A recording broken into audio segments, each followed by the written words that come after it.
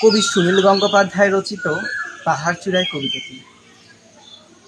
অনেকদিন থেকেই আমার একটা পাহাড় কেনার শখ, কিন্তু পাহাড় কে বিক্রি করে তা জানি না।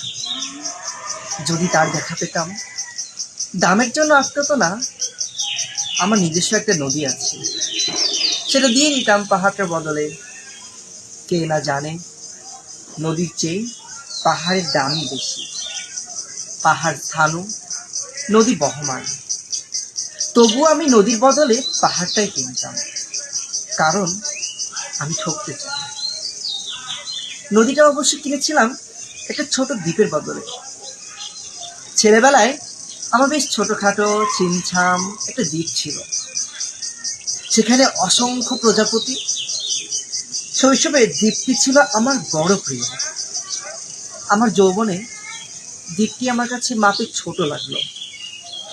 প্রবাহমান ছিপছিপে তন্বী নদীটি বেশ পছন্দ হলো আমার।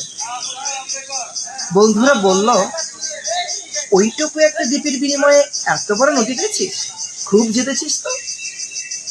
তখন জয়ের আনন্দে আমি বিহ্বল হতাম। তখন সত্যি আমি ভালোবাসতাম নদীটিকে। নদী আমার অনেক প্রশ্নের উত্তর দিত। যেমন, বলতো আজ সন্ধেবেলা বৃষ্টি হবে কিনা। সে বলতো, আজ এখানে দক্ষিণে গরম হাওয়া, শুধু একটি ছোট দ্বীপে বৃষ্টি। সে কি প্রবল বৃষ্টি, যেন একটা উৎসব। আমি সেই দ্বীপে আর যেতে পারি না। সে জানতো, সবাই জানে, শৈশবে আর ফেরা যায় না। এখন আমি একটা পাহাড় কিনতে চাই। সেই পাহাড়ের পায়ের কাছে থাকবে গহন অরণ্য। আমি সেই অরণ্য পার হয়ে যাব। তারপর শুধু কঠিন রুক্ষ পাহাড়, একেবারে চূড়ায়, মাথার খুব কাছে আকাশ, নিচে বিপুলা পৃথিবী, চরাচরের তীব্র নির্জনতা। আমার কণ্ঠস্বর সেখানে কেউ শুনতে পাবে না।